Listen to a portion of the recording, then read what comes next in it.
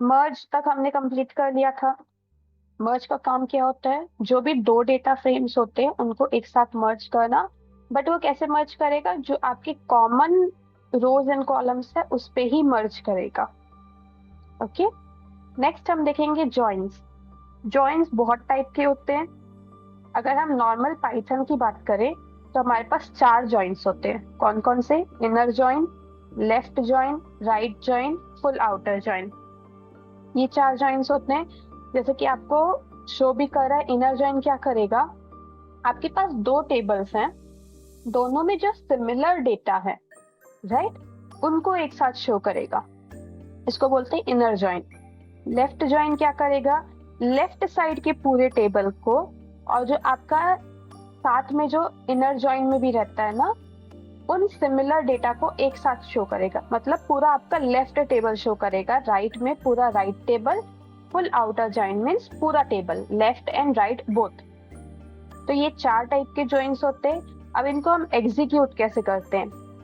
सबसे पहले हमने क्या किया, दो टेबल लिया। कौन कौन सा टेबल? लेफ्ट टेबल है जिसके अंदर डेटा है, राइट टेबल है जिसके अंदर डेटा है। ठीक है, हम लेफ्ट टेबल को देखेंगे एंड देन हम राइट टेबल को देखेंगे। लेफ्ट टेबल में K0, K1, K2 रोज हैं। कॉलम्स कौन कौन से हैं? A and D। राइट पे क्या है? K0, K2, K3 रोज है and column C and D। इन पे जब हम जॉइंट्स अप्लाई करेंगे कैसा होगा, जब भी आप इस डेटा फ्रेम को रख रहे हैं, राइट, हमने क्या लिखा है, LT means left table dot join. Okay, dot join right table. इसका मतलब क्या हुआ, बाय डिफॉल्ट जब हमारा जॉइन टाइप हम कोई मेंशन नहीं कर रहे तो बाय डिफॉल्ट वो लेफ्ट जॉइन होता है।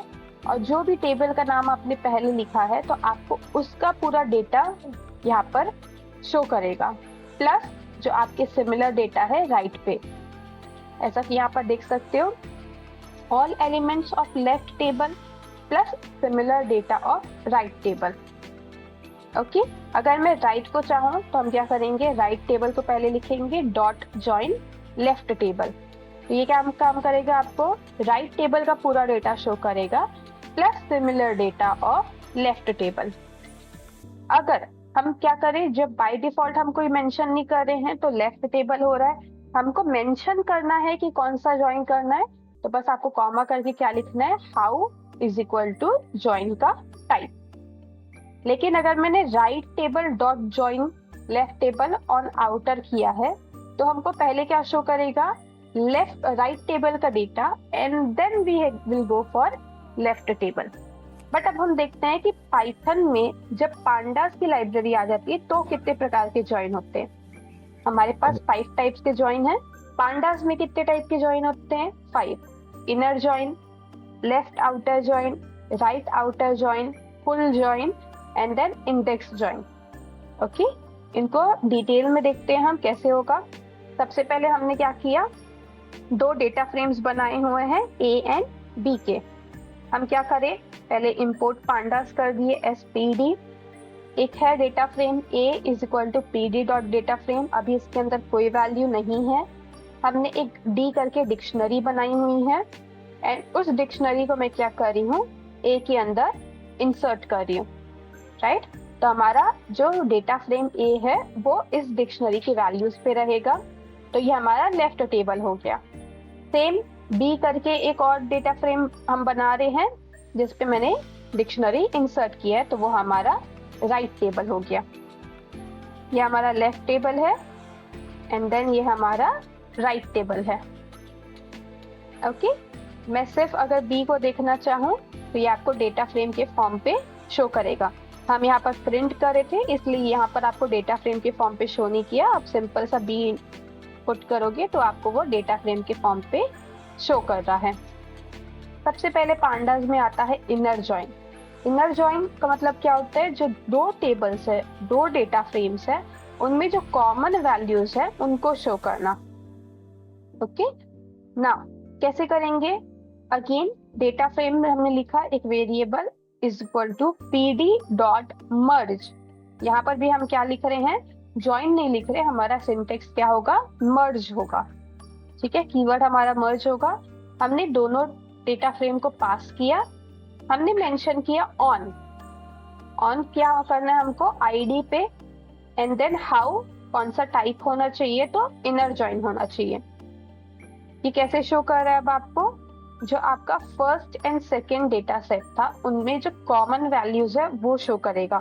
तो हमने आईडी वाले कॉलम को लगाया, आईडी में कौन कौन से कॉमन्स है, first and second, first and second.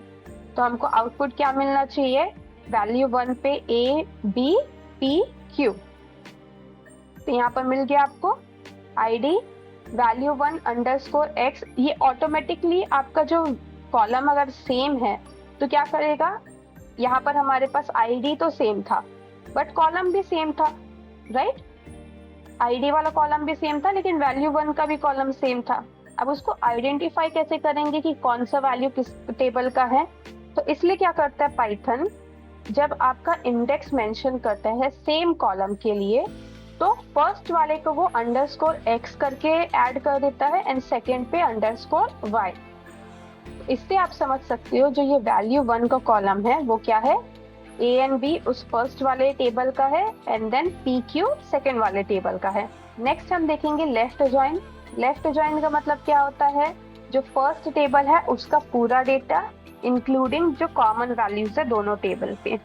Okay चलो अब इसमें देखते हैं हम, मैंने रन किया,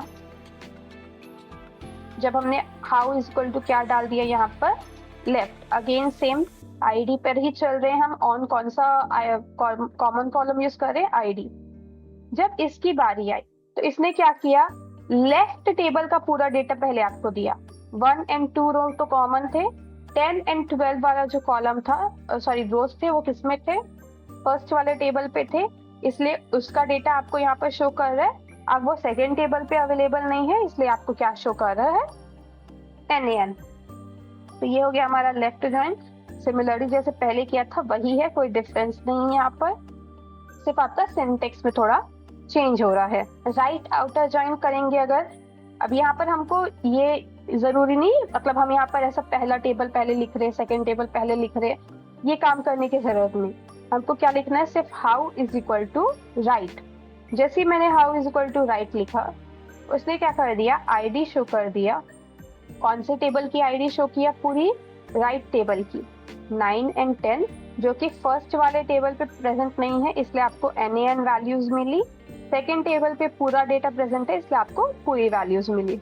आउटर ज्वाइन अगर करेंगे, हमने आउटर डाला तो ये आपको पूरा डेटा शो करेगा, 1 2 10 12 9 8 दोनों टेबल्स के पूरे डेटा को आपको वो शो कर रहा है। यहाँ तक क्लियर, कोई क्वेश्चन यहाँ तक। इंडेक्स ज्वाइन भी एक होता है, वो कैसे होता है पहले वो समझते हैं।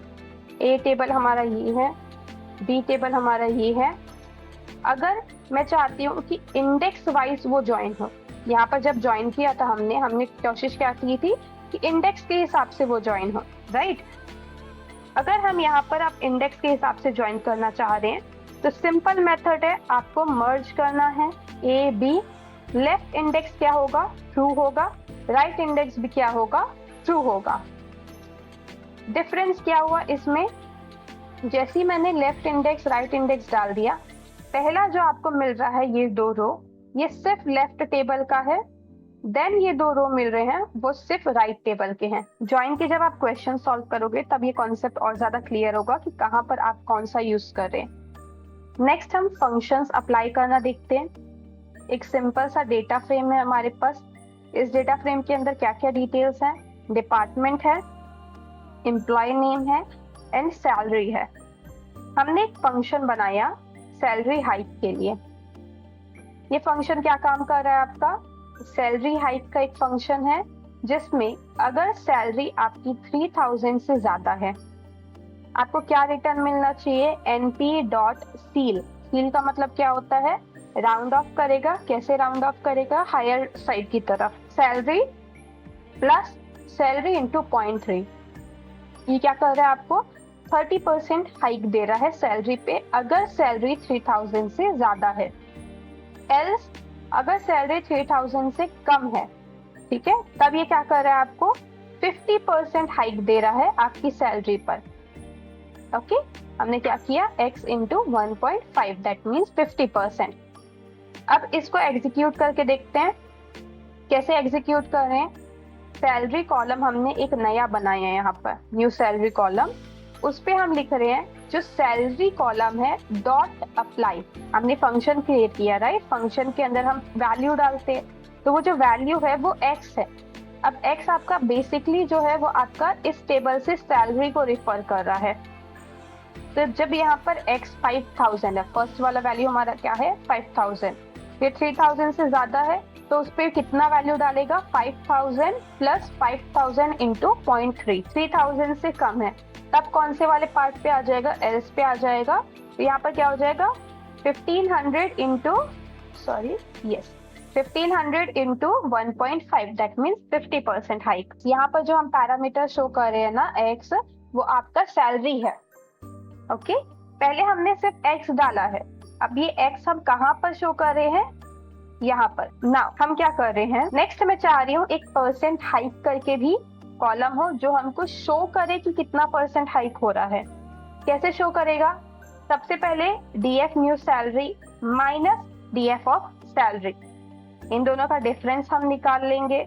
डिफरेंस निकालने के बाद हम क्या करेंगे, सैलरी से डिवाइड करेंगे एंड देन उसमें हम इंटू 100 कर देंगे। तो ये क्या करेगा, आपको जितना भी परसेंट हाइक हो रहा है वो आपको शो करेगा। तब जहाँ 30% हाइक हो रहा है 30% शो किया, 50% हो रहा है 50% शो किया। कहीं पर कुछ आपको पॉइंट के बाद वैल्यूज मिल रहे हैं, वो क्यों मिल रहे हैं, क्योंकि फ्लोटिंग वैल्यूज है। जब भी डिवीजन कर रहे हैं तो कुछ फ्लोटिंग वैल्यूज यहाँ पर आपको शो कर रहे हैं। ओके, हमने सिंपल सा फॉर्मूला लगाया है, न्यू सैलरी माइनस आपकी ओल्ड सैलरी डिवाइडेड बाय आपकी ओल्ड सैलरी। इससे हमको क्या मिल गया, आपका जितना भी परसेंट हाइक हो रहा है वो आपको एक न्यू कॉलम में मिल गया है, परसेंट हाइक। हम अगर सॉर्ट करना चाहें वैल्यूज को, सॉर्टिंग में क्या करेंगे, df डॉट सॉर्ट वैल्यूज। अब वैल्यूज किससे सॉर्ट करना है, ये आपके एक्सेल की तरह हो गया, जहां हमारे एक्सेल में बहुत सारा टेबल होता है बट हमको किसी एक पर्टिकुलर वैल्यू के हिसाब से आपको प्रॉपर पूरा टेबल को सॉर्ट करना होता है। तो यहाँ मैं कैसे कर रही हूँ, न्यू सैलरी के अकॉर्डिंग सॉर्ट कर रही हूँ। इसने क्या किया, पूरे टेबल को आप देख सकते हो, इंडेक्स नंबर भी चेंज हो चुके हैं, तो पूरे टेबल को सिर्फ न्यू सैलरी के हिसाब से उसने सॉर्टिंग करके दे दिया। ये क्या है, असेंडिंग लोअर टू हायर की तरफ जा रहा है। In place is equal to true रहेगा तो क्या होगा, वो सेव्ड हो जाएगा। अगर इन प्लेस असेंडिंग फॉल्स कर दिया मैंने तो क्या हुआ, ये डिसेंडिंग पे आपको सॉर्ट करके दे रहा है। लेकिन हमने इन प्लेस ट्रू नहीं लिखा, इसलिए क्या होंगे, ये चेंजेस सेव नहीं होंगे। आप सिर्फ उसको असेंडिंग एंड डिसेंडिंग पे सॉर्ट करके देख रहे हो। अगर आप in place is equal to true करोगे तभी ये चेंजेस आपके एक्चुअल डेटा फ्रेम पे शो होंगे ना। नल वैल्यूज, जो NaN वैल्यूज है, उनको कैसे फाइंड किया जाए। जैसे मैं बात कर रही थी, हमारे पास बहुत बड़ा डेटा सेट है, आपको फाइंड करना है कि उसके अंदर कितनी मिसिंग वैल्यूज है। तो वो चीज आप कैसे कर सकते हो, सबसे पहले हमने एक डेटा सेट बना लिया जिसके अंदर name, gender, section, class, phone number, location, email, door number, street, pin code, state, dad name, ये सारी चीजें अवेलेबल हैं। ओके, नाउ इसके अंदर आपके पास ऑब्वियसली कुछ नल वैल्यूज हैं, NaN वैल्यूज हैं। उन मिसिंग वैल्यूज को कैसे फाइंड किया जाए, तो सबसे पहला होता है df dot is NA। df dot is NA क्या करके देगा, आपको उन वैल्यूज को फाइंड करके देगा जो मिसिंग है। ओके, या फिर आप यूज कर सकते हो dot is null and then उसका सम करके दे रहा है, ताकि हमको ये पता चले कि हर एक कॉलम पे हमारे पास कितनी मिसिंग वैल्यूज हैं। जब भी हम डेटा सेट के साथ वर्क करते हैं, हमारा सबसे पहला काम क्या होता है, मिसिंग वैल्यूज को फाइंड करना। तो हम कैसे करते हैं, df dot is NA dot sum. इसने क्या मेंशन कर दिया कि नेम में आपके पास 2 मिसिंग वैल्यूज है, जेंडर में 1, सेक्शन में 1 भी नहीं, क्लास में 2, फोन नंबर में 2। तो इन सारी मिसिंग वैल्यूज का टोटल काउंट आपको वहां पर वो शो कर रहा है।